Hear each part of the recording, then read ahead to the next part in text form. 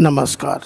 आप सभी को निर्जला एकादशी के दिन बहुत बहुत नमस्कार। माता एकादशी आप सभी पर हमेशा अपनी कृपा बरसाए रहें, क्योंकि एकादशी तिथि किसके शरीर से उत्पन्न हुई है मैं इसके पहले एक वीडियो आपको दे चुका हूँ।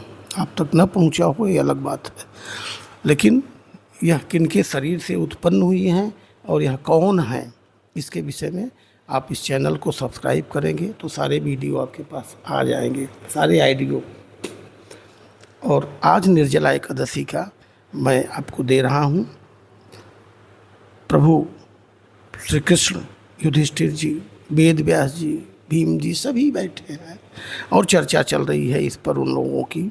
और वहीं उसी चर्चा में यह वृतांत निकल कर आया है निर्जला एकादशी का।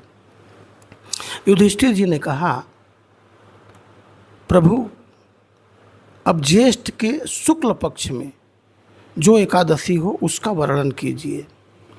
भगवान श्री कृष्ण बोले, राजन इसका वर्णन परम धर्मात्मा सत्यवती नंदन व्यास जी करेंगे, क्योंकि ये संपूर्ण शास्त्रों के तत्वज्ञ और वेद वेदांगों के पारंगत विद्वान हैं। तब वेद व्यास जी कहने लगे, दोनों ही पक्षों के एकादशियों को भोजन न करें। द्वादशी को स्नान आज से पवित्र हो, फूलों से भगवान केशव की पूजा करके नित्य कर्म समाप्त होने के पश्चात पहले ब्राह्मणों को भोजन देकर अंत में स्वयं भोजन करें। राजन, जनना शौच और मरणा शौच में भी एकादशी को भोजन नहीं करना चाहिए। यह सुनकर भीमसेन बोले, परम बुद्धिमान पितामह, मेरी उत्तम बात सुनिए। राजा युधिष्ठिर, माता कुंती, द्रौपदी, अर्जुन, नकुल और सहदेव ये सभी एकादशी को कभी भोजन नहीं करते तथा मुझसे भी हमेशा यही कहते हैं कि भीमसेन तुम भी एकादशी को न खाया करो, किंतु मैं इन लोगों से यही कह दिया करता हूँ कि मुझसे भूख नहीं सही जाएगी। भीमसेन की बात सुनकर व्यास जी ने कहा, भीमसेन यदि तुम्हें स्वर्ग लोक की प्राप्ति की इच्छा हो, यह प्राप्ति अभीष्ट है और नरक को दूषित समझते हो, तो दोनों पक्षों की एकादशी को भोजन न करना। भीमसेन बोले, महाबुद्धिमान पितामह, मैं आपके सामने सच्ची बात कहता हूँ।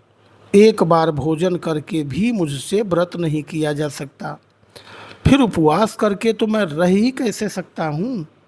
मेरे उदर में, पेट में वृक्क नामक अग्नि सदा प्रज्वलित रहती है, अतः जब मैं बहुत अधिक खाता हूँ तभी यह शांत होती है। इसलिए महामुने क्षमा करिए, मैं वर्ष भर में केवल एक ही उपवास कर सकता हूँ जिससे स्वर्ग की प्राप्ति सुलभ हो तथा जिसके करने से मैं कल्याण का भागी हो सकूं। ऐसा कोई एक व्रत निश्चित करके बताइए, मैं उसका यथोचित रूप से पालन करूंगा। व्यास जी ने कहा, भीम, ज्येष्ठ मास में सूर्य वृष राशि पर हों या मिथुन राशि पर, शुक्ल पक्ष में जो एकादशी हो उसका यत्नपूर्वक निर्जल व्रत करो। केवल कुल्ला या आचमन करने के लिए मुख में जल डाल सकते हो, उसको छोड़कर और किसी प्रकार का जल विद्वान पुरुष मुख में न डाले, अन्यथा व्रत भंग हो जाता है। एकादशी को सूर्योदय से लेकर दूसरे दिन के सूर्योदय तक मनुष्य जल का त्याग करे तो यह व्रत पूर्ण होता है। उसके पश्चात द्वादशी को निर्मल प्रातः काल में स्नान करके ब्राह्मणों को विधि पूर्वक जल और स्वर्ण दान करे। इस प्रकार सब कार्य पूरा करके जितेंद्रीय पुरुष ब्राह्मणों के साथ भोजन करे। वर्ष भर में जितनी एकादशियां होती हैं उन सब का फल निर्जला एकादशी के सेवन से मनुष्य प्राप्त कर लेता है। इस एक ही एकादशी करने से वर्ष भर की सारी एकादशी का फल मिल जाता है, इसमें तनिक भी संदेह नहीं है। शंख चक्र और गदा धारण करने वाले भगवान केशव ने मुझसे कहा था कि यदि मानव सबको छोड़कर एकमात्र मेरी शरण में आ जाए और एकादशी को निराहार रहे तो सब पापों से छूट जाता है। एकादशी व्रत करने वाले पुरुष के पास विशाल काय विकराल आकृति के वाले काले रंग वाले दंड पासधारी भयंकर दूत नहीं आते। अंतकाल में पीताम्बरधारी सौम्य स्वभाव वाले, हाथ में सुदर्शन धारण करने वाले और मन के समान वेगशाली विष्णु दूत आकर इस वैष्णव पुरुष को भगवान विष्णु के धाम में ले जाते हैं। अतः निर्जला एकादशी को पूर्ण यत्न करके उपवास करना चाहिए। तुम भी सब पापों की शांति के लिए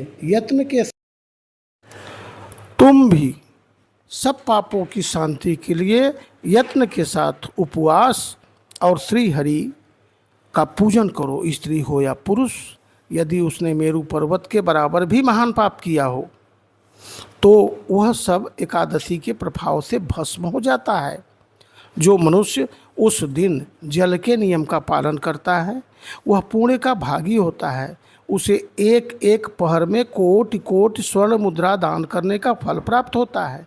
सुना गया है मनुष्य निर्जला एकादशी के दिन स्नान दान जप होम आदि जो कुछ भी करता है वह सब अक्षय होता है, कभी न समाप्त होने वाला होता है। यह भगवान श्री कृष्ण का कथन है। निर्जला एकादशी को विधि पूर्वक उत्तम रीति से उपवास करके मानव वैष्णव पद को प्राप्त कर लेता है। जो मनुष्य एकादशी के दिन अन्न खाता है वह उसको पाप लगता है, और जो ज्येष्ठ के शुक्ल पक्ष में एकादशी को उपवास करके दान देंगे वे परम पद को प्राप्त होंगे। जिन्होंने एकादशी को उपवास किया है वे ब्रह्म हत्यारे, शराबी, चोर तथा गुरुद्रोही होने पर भी सब पातकों से मुक्त हो जाते हैं। कुंती नंदन, निर्जला एकादशी के दिन श्रद्धालु स्त्री पुरुषों के लिए जो विशेष दान और कर्तव्य विहित है उसे सुनो। उस दिन जल में शयन करने वाले भगवान विष्णु का पूजन और जलमयी धेनु का दान करना चाहिए, अथवा प्रत्यक्ष धेनु या घृतमयी धेनु का दान उचित है। पर्याप्त दक्षिणा और भांति भांति के मिष्ठान्नों द्वारा यत्नपूर्वक ब्राह्मणों को संतुष्ट करना चाहिए। ऐसा करने से ब्राह्मण अवश्य संतुष्ट होते हैं और उनके संतुष्ट होने पर श्रीहरि मोक्ष प्रदान करते हैं। जिन्होंने सम दम और दान में प्रवृत्त हो श्रीहरि की पूजा और रात्रि में जागरण करते हुए इस निर्जला एकादशी का व्रत किया है, उन्होंने अपने साथ ही बीती हुई 100 पीढ़ियों को और आने वाली 100 पीढ़ियों को भगवान वासुदेव के परम धाम में पहुंचा दिया है।